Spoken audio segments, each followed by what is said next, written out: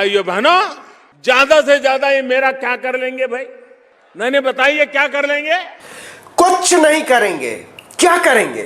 इस देश का भट्ठा बैठ गया। कुछ कर पाए? किसान सड़कों पर है। कुछ कर पाए? नौजवान सड़कों पर है।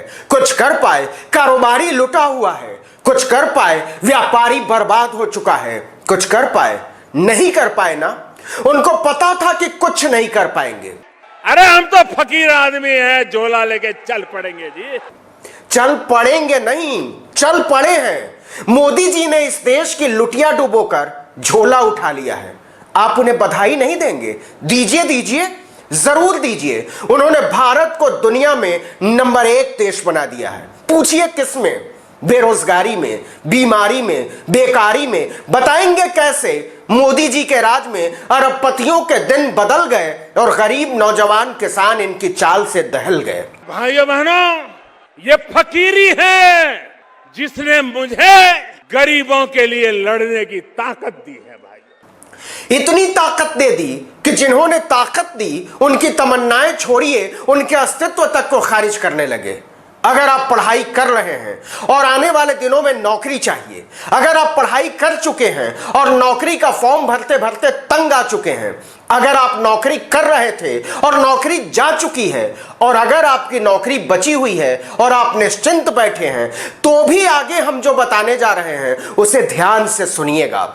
यह सीधे सीधे आपके भविष्य से जुड़ा मुद्दा और मामला है।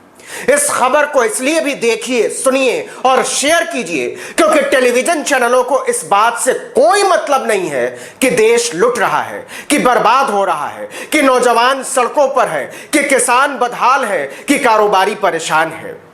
जब टीवी वाले आपको सुशांत, रिया, चीन, राम मंदिर और पाकिस्तान पर मगन होना सिखा रहे थे, तो centre for monitoring Indian economy के शोधकर्ता, रिसर्चर इस देश की वास्तविक स्थिति का पता लगा रहे थे। आप इसके आंकड़े को सुन लेंगे तो आपके पैरों तले की जमीन खिसक जाएगी कि नरेंद्र मोदी ने इस देश का क्या हाल कर दिया है। जरा ध्यान से सुनिएगा। मोदी जी के मुरीद हैं तब भी सुन लीजिएगा, क्योंकि सवाल रोटी रोजगार का है, आपका, आपके बाल बच्चों के भविष्य का है। सीएमआई की रिपोर्ट कहती है कि लॉकडाउन के कारण इस देश में 66 लाख लोगों को अपनी नौकरी से हाथ धोना पड़ा है। जी हां, आपने ठीक सुना, 66 लाख से ज्यादा। और यह कोई रेहड़ी, पटरी, ठेला, खोमचा लगाने वाले, पटरी पर बैठने वाले नहीं थे कि आप लात मारकर भगा देंगे और आंकड़ों से गायब कर देंगे। मोदी जी के रामराज में जिन 66 लाख लोगों की नौकरियां गई हैं, उनमें कंप्यूटर इंजीनियर हैं, डॉक्टर हैं, शिक्षक हैं, प्रोफेसर हैं, अकाउंटेंट हैं, बैंकर हैं, इंश्योरेंस एक्सपर्ट हैं, रिसर्चर हैं, कारखानों में काम करने वाले मुलाजिम हैं। ये सारे के सारे लोग शानदार पेशेवर हैं जिन्हें अंग्रेजी में व्हाइट कॉलर जॉब कहते हैं। ये लोग या तो सरकार के साथ जुड़कर काम कर रहे थे या फिर बड़ी कंपनियों में अपने काम में निपुण, लेकिन मोदी जी के रामराज में वो सड़क पर आ चुके हैं। और सुनिए, नौकरी गंवाने वाले 66 लाख के इस आंकड़े में वो लोग शामिल नहीं हैं जो समान पेशे में थे, जैसे सीए थे, डॉक्टर थे, इंजीनियर थे, कंसल्टेंट थे और अपनी प्रैक्टिस करते थे, और अब जिनका धंधा चौपट हो चुका है। इसकी भयावहता का अंदाजा इसी से लगाइए कि सीएमआई की रिपोर्ट के मुताबिक 2016 के बाद जितनी कुल व्हाइट कॉलर नौकरियां मिली थीं, पेशेवर नौकरियां मिली थीं, वो सारी की सारी स्वाहा हो चुकी हैं 4 महीने में। सीएमआई का ये आंकड़ा कहता है कि जनवरी से अप्रैल 2016 के बीच 1.25 करोड़ पेशेवर नौकरी में लगे थे, व्हाइट कॉलर जॉब में। एक साल पहले मई से अगस्त 2019 के बीच व्हाइट कॉलर नौकरियों में 1 करोड़ 88 लाख लोग लगे थे। सितंबर से दिसंबर 2019 तक कमोबेश यही स्थिति थी, 1 करोड़ 87 लाख। लेकिन जनवरी से अप्रैल 2020 के बीच इसमें लॉकडाउन का असर आ चुका था।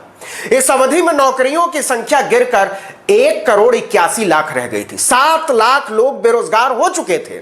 लेकिन मई से अगस्त के महीने में यह संख्या केवल 1 करोड़ 22 लाख रह गई। 66 लाख डॉक्टरों, इंजीनियरों, सीए, शिक्षकों, प्रोफेसरों की नौकरी एक झटके में चली गई। यह संख्या 2016 के बाद सबसे कम है। मतलब 4 साल में जितनी नौकरियां मिली थी वो सब 4 महीने में खत्म हो गई।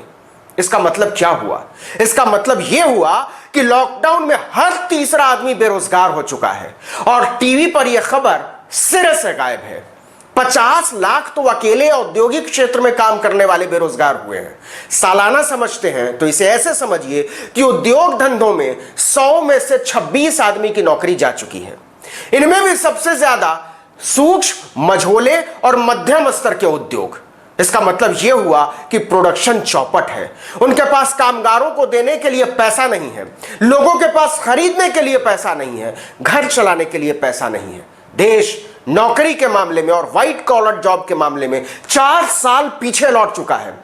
अरे हम तो फकीर आदमी हैं, झोला लेके चल पड़ेंगे जी। मोदी जी ने तो झोला उठा लिया है और वो कहीं भी जा सकते हैं, संसार में अपार लोकप्रिय हैं। डोनाल्ड ट्रंप तक का चुनाव प्रचार करते हैं, लेकिन जनता कहां जाएगी? मोदी जी ने सोच लिया है कि हम बेरोजगारी का कोई डाटा जारी नहीं करेंगे। जब सरकार आंकड़ा ही नहीं देगी तो सरकार से सवाल कैसे पूछोगे?